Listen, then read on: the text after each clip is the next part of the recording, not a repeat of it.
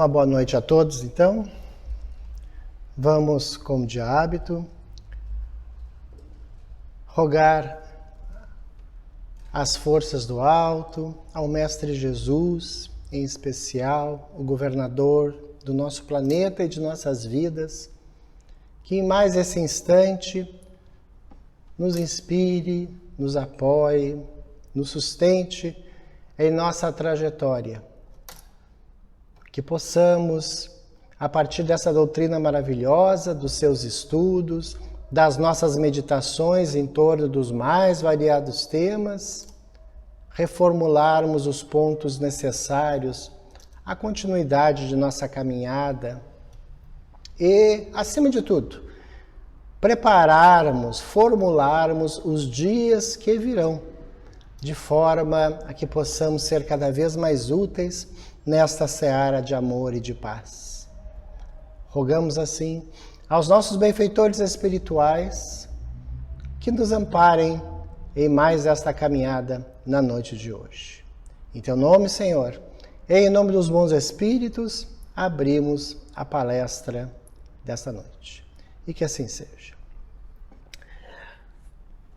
Entramos em dezembro e resolvemos apenas fazer um encontro bem na forma mais leve possível, sem um tema de maior profundidade. E aproveitamos, em função disso, uma mensagem que recebemos agora no dia 30 de novembro, aqui na nossa casa, de um dos benfeitores que normalmente nos socorre nas tarefas de auxílio aos encarnados, o benfeitor Samuel. E é uma mensagem bastante interessante porque na sua simplicidade diz, como sempre, né? Como sempre o faz, muitas coisas importantes para nós nessa época. O título é Dezembro, Resumo e Finalização. Eu vou ler um trechinho, faço um breve comentário para buscar talvez um alcance um pouco maior das páginas do nosso amigo. Então diz ele que indiscutivelmente aguarda-se a entrada de dezembro como um grande convidado em nossas vidas. Embora sejam marcos temporais humanos e necessariamente não uniformes em todo o mundo, uma vez que o Natal e o Ano Novo têm compreensão diversificada, para os cristãos demarcam dias especiais.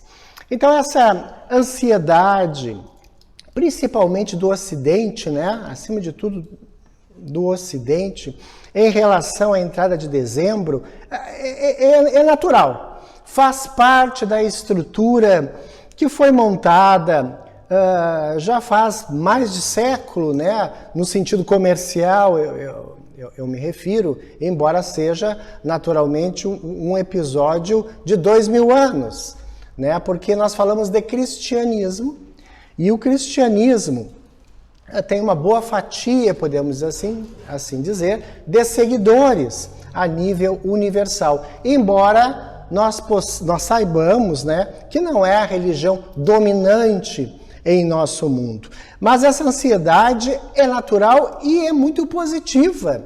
Muitas pessoas chegam nessa época e começam a comentar, principalmente a divulgar, hoje em dia nas redes sociais, ou mesmo em conversas de outras formas, que já se sentem meio depressivos, que já se sentem para baixo, enfim, e começam a colocar uma série de problemas que o mês de dezembro acarreta.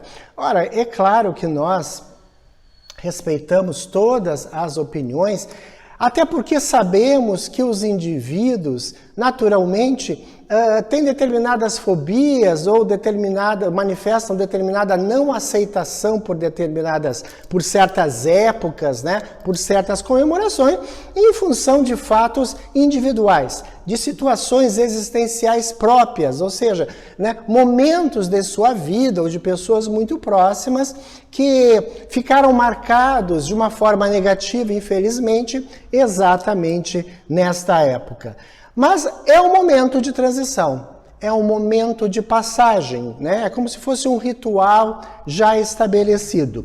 E como o benfeitor nos traz, nós temos que também compreender, nós ocidentais acima de tudo, que o Natal e o Ano Novo não têm a mesma representatividade para nós em relação a muitos lugares, a muitos países. É uma data, acima de tudo, cristã, ligada ao cristianismo. Mas nós temos que lembrar que existe o hinduísmo, por exemplo, o budismo, o islamismo, o judaísmo, ou seja, uma série de religiões, de convicções religiosas que guardam outro entendimento, que assumem para as suas vidas outros marcos, né, relacionados a esse rito, entre aspas, de passagem. Então, esse grande significado para nós, cristãos, é diferente em outros lugares. Mas não importa, isso não importa, né? São, como disse, marcos temporais humanos. Não existe nenhuma certeza absoluta a nível de calendário humano, de que Jesus efetivamente teria nascido de 24, né, para 25, vamos dizer assim, esse lapso temporal, né? Existem controvérsias, até mesmo históricas, com relação a isso. Mas nós não estamos buscando a história, nós não estamos buscando o fato em si, o preciosismo, mas o espírito que ele representa.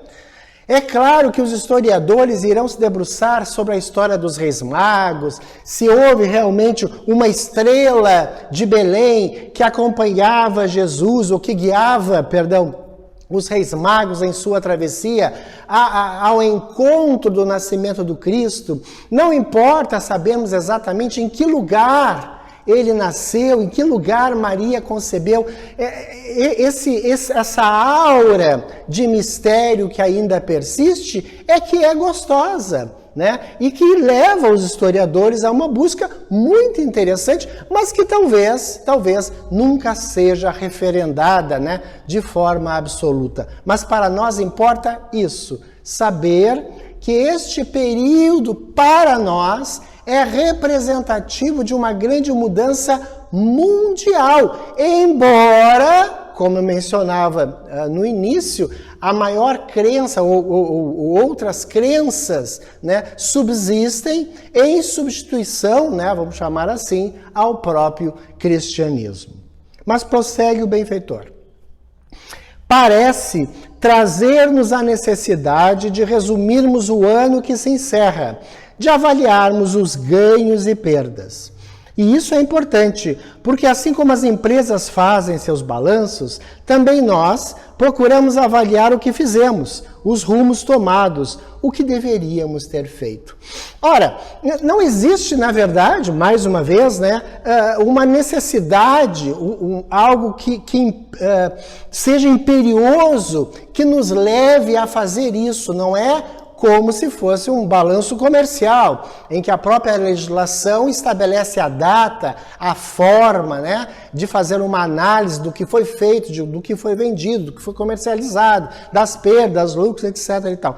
Mas devemos lembrar que o simples intervalo, vamos chamar assim, os chamados feriados, este período, né, que certamente mexe com o nosso dia a dia, com as rotinas, onde temos um feriado prolongado, onde temos dias diferenciados, automaticamente eles nos levam a um certo estado de meditação, né? Até mesmo induzidos por uma série de leituras comerciais, programas jornalísticos, programas televisivos de toda a ordem, né? Isso tudo impacta em nós. E ainda que nós não queiramos assumir essa afeição, que nós não queiramos realizar essa adesão a um necessário processo reflexivo, nós o fazemos automaticamente. Por quê? Porque transcorreu um ano. E nós temos o calendário a governar as nossas vidas, né? Nós somos ainda coordenados pelo relógio, pelo calendário, as horas, os dias, os meses, né? O período denominado ano ainda governa as nossas vidas. Então essas reflexões, essas avaliações são muito positivas, até porque talvez em não existindo este período, nós pouco faríamos, pouco pensaríamos nisso. E é absolutamente salutar. Ainda mais na atualidade, em que o nosso ritmo de vida sofreu uma grande alteração, em que temos muito pouco tempo para dedicar a nós próprios, né? O trabalho nos consome de uma forma exagerada até. A família nos consome de uma forma natural, mas também num ritmo cada vez mais complexo. Então, aquele tempo individual, pessoal, vai ficando cada vez mais escasso. Então, nós deixamos para depois, né? Ou entregamos, muitas vezes, às terapias, aos psicólogos, à psiquiatria, que teria uma espécie de papel, né, de fazer essa avaliação externa do que acontece internamente conosco. Então, é algo extremamente precioso. Prossegue o amigo espiritual. Muitas vezes, a frustração é o resultado, mas precisamos aprender a conviver com ela e, a partir dela, empreendermos diferentemente. É preciso que nós convivamos com perdas, com prejuízos, com frustrações. Essa ideia de dias róseos, de dias lindos, de dias ensolarados, apenas está ainda ligada à mente das nossas crianças até determinada fase, já que o processo de amadurecimento também delas tem sido cada vez mais acelerado. Mas nós temos que viver no mundo real. E o mundo real é um mundo de lutas, é um mundo de desafios, é um mundo de conquistas, mas também de perdas. Este oscilar, essa oscilação em nossas vidas faz parte e é ela que forja a nossa alma. Estivéssemos sempre estabilizados, sem picos de dificuldades, nós até poderíamos dizer assim, talvez, ou muito provavelmente, né, corrigindo, nós não avançaríamos na velocidade adequada. Há uma obra de Divaldo Franco intitulada Vida, Desafios e Soluções. Quer dizer, o próprio título já leva a pessoa, o leitor, a saber, a vida é desafios. A vida é composta de desafios, mais até do que de alegrias, né? Porque a alegria é um estado, é um momento, e que passa esse momento. É resultado, inclusive, do vencimento dos desafios, né? Mas a vida, na realidade, são desafios e soluções, porque nada é insolúvel, tudo tem solução.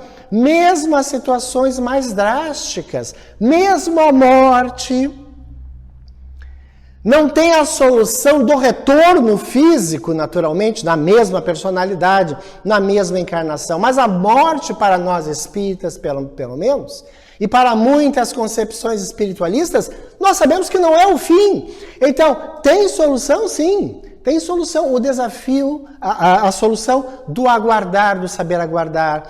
O desafio da conformação a partir dos fatos que a doutrina espírita nos traz, das manifestações mediúnicas, comprovadamente, que comprovam a permanência da personalidade, da individualidade, das centenas de obras, e aqui nós falamos em especial as centenas de obras psicografadas por Chico Xavier, que demonstram claramente a imortalidade da alma. Então, tudo tem solução. Algumas soluções mais rápidas e que efetivamente recompõem.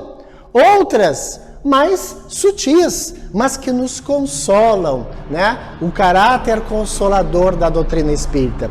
Então, aprender a conviver com as frustrações é algo extremamente importante. E esse balanço de final de ano, com certeza, nos apontará.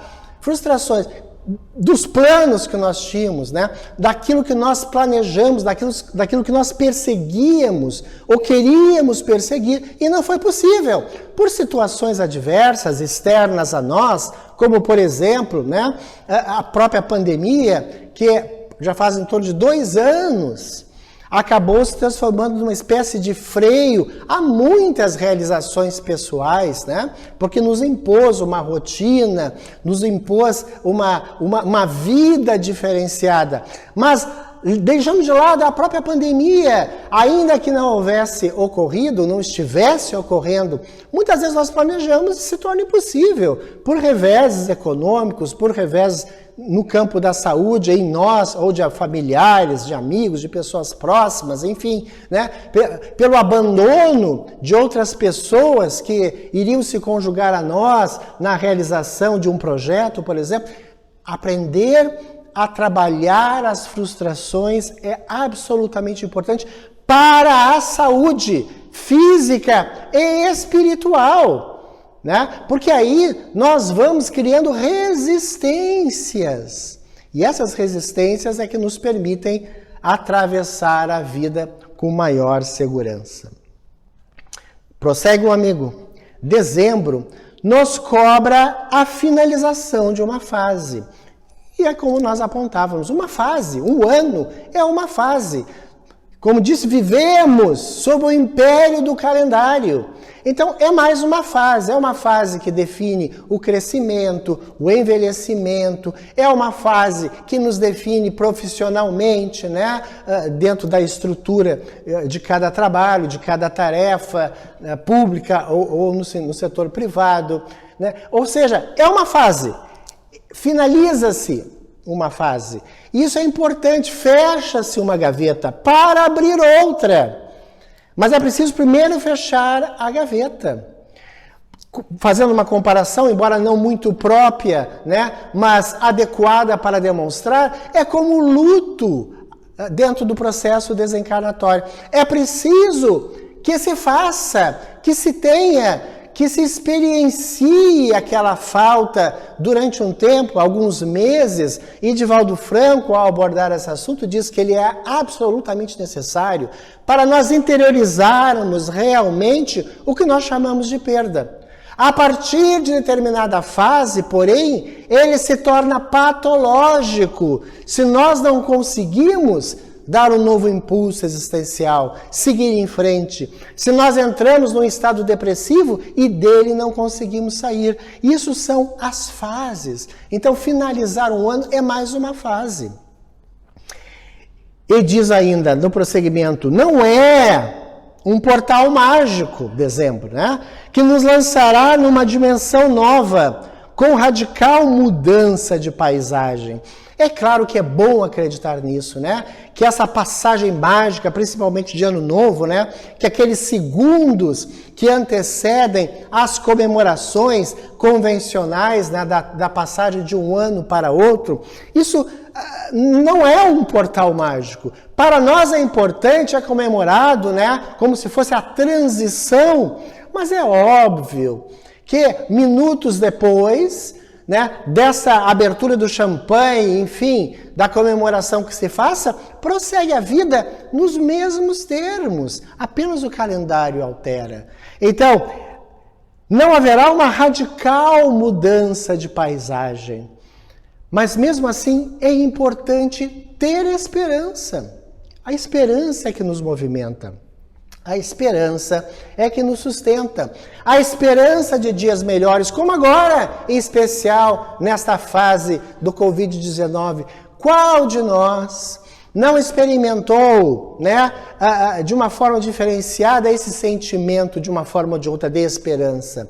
Esperamos que passe. Esperamos para ver o amigo. Esperamos para abraçar o familiar. Esperamos para retomar as atividades religiosas no clube, os encontros, as confraternizações. Esperança de que isso não retorne. Esse retornar, que retorne em um nível de maior periculosidade. Esperança na recomposição dos empregos, na recomposição da renda.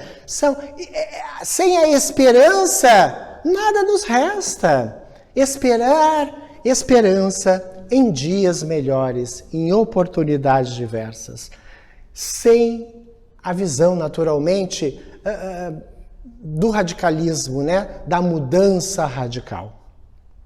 Mas é necessário dizermos, completa o amigo, O próximo será diferente, ou seja, a esperança. É preciso que nós afirmemos para nós isso na intimidade. O próximo ano será diferente. Porque isso é uma espécie de promessa que fazemos para nós e também para os próximos. Porque todos nós queremos o maior bem-estar possível, principalmente dos nossos familiares, dos nossos entes queridos, dos nossos amigos. E quando nós vemos que eles estão esperando ou dizendo, manifestando que no próximo será diferente. No próximo eu vou conseguir, no próximo eu vou empreender, no próximo eu vou retornar, no próximo eu vou recompor. Quer dizer, isso nos ajuda e muito. Porque uma parte muito grande da nossa vida é o bem-estar que sentimos destas pessoas.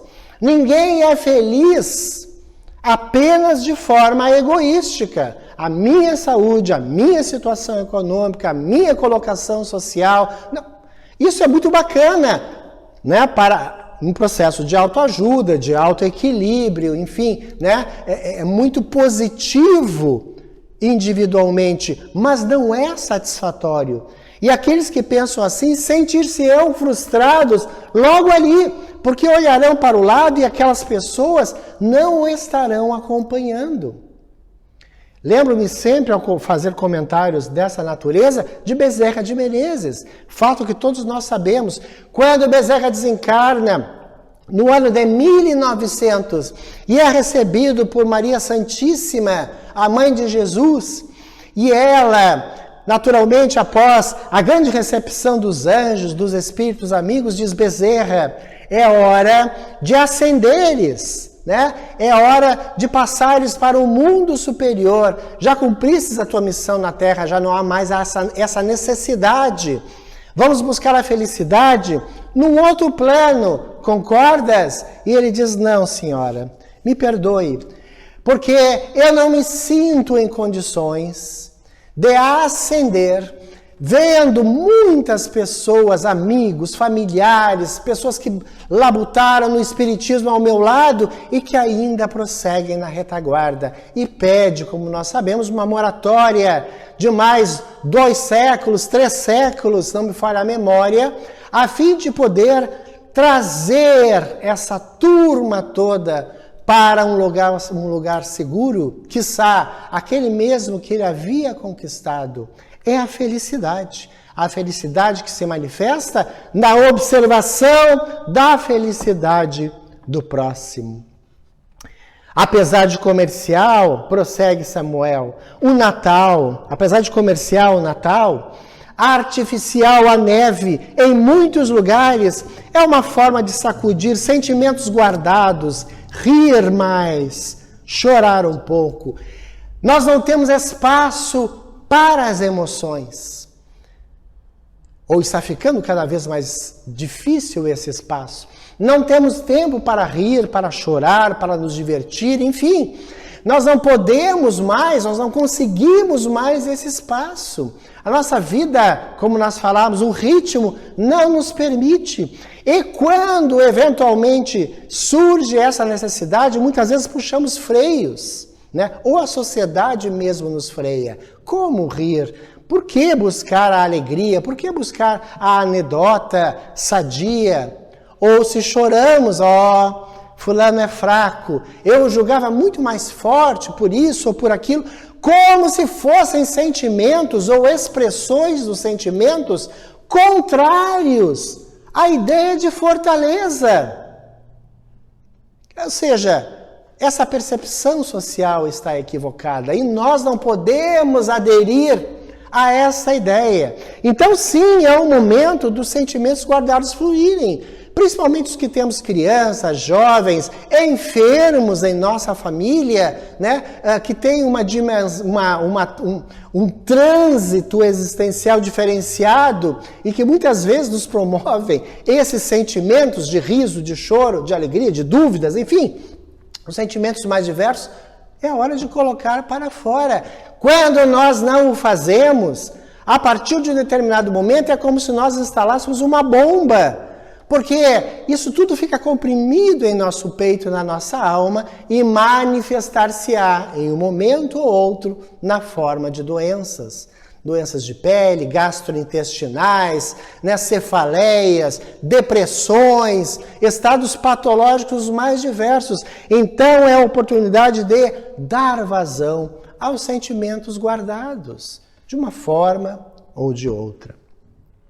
E complementa agora em definitivo a mensagem, dizendo que nós, espíritas cristãos, aproveitemos este mês para meditar, agradecer a vida, apesar da pandemia, e que o resultado de todo esse processo seja o combustível para novas realizações físicas e espirituais.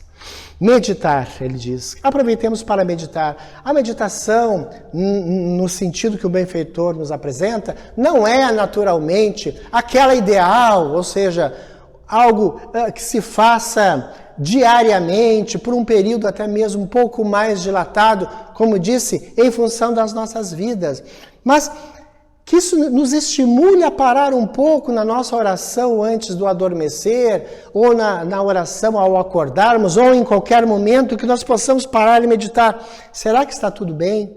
Será que está tudo bem comigo? Eu me sinto equilibrado? Será que eu estou atendendo às necessidades dos outros, aqueles que dependem de mim, aqueles que estão ao meu lado, aqueles que se associam a mim? Aqui na minha casa, no trabalho, na instituição religiosa, na vida social, será que isso é meditar? Então, nos estimule a meditar, porque são muitas as mensagens que virão nessa época, né?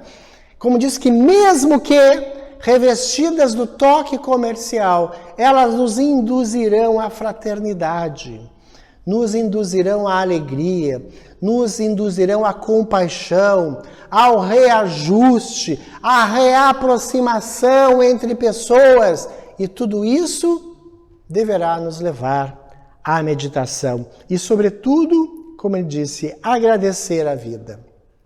Apesar da pandemia, nós estamos aqui. Estamos aqui fortalecidos até. E veremos que saímos fortalecidos um pouco mais adiante. É claro que reflexos todos nós tivemos. E esses reflexos também, na sua modalidade negativa, aparecerão, né? Alguns traumas aconteceram, perdas ocorreram, prejuízos, inclusive de ordem econômica, ocorreram, né? Afastamento de pessoas, dissoluções de relações, né? Prejuízos ocorreram. Mas estamos vivos. E a vida é insubstituível dentre todos os bens que nos são concedidos para a atual reencarnação. E que tudo isso, como ele fala, finalizando, seja o combustível para novas realizações. Ou seja, que a gratidão, a partir do estado emocional e físico que estamos, seja o combustível para novas realizações. Entendendo que lá fora, muitos não estão como nós. Foram gravemente atingidos, tiveram perdas enormes em todos os sentidos. Sabíamos que a pandemia traria reflexos de longa duração, e eles já aparecem e já acenam para períodos complexos, difíceis nos próximos anos. Saibamos ser gratos e colaborar para diminuir essas dificuldades no mundo. Nessas pessoas mais pobres, mais sofredoras, mais desesperançadas, que não encontraram, por exemplo, aquilo que nós encontramos na doutrina espírita, que é o seu caráter consolador. Vamos encerrar então o encontro dessa noite, como sempre, agradecendo a Ti, Senhor, por tudo isso, por tudo que recebemos nesse ano, que nos acena já no mês de dezembro com a sua finalização. Que possamos corresponder, como falava o benfeitor, aos nossos ganhos. Porque não perder já é ganhar muito. que possamos multiplicar tudo isso. Multiplicar os talentos que nos foram confiados. Auxiliar o próximo na medida de nossas possibilidades. Engajar-nos nas campanhas, se não pudermos fazer pessoalmente.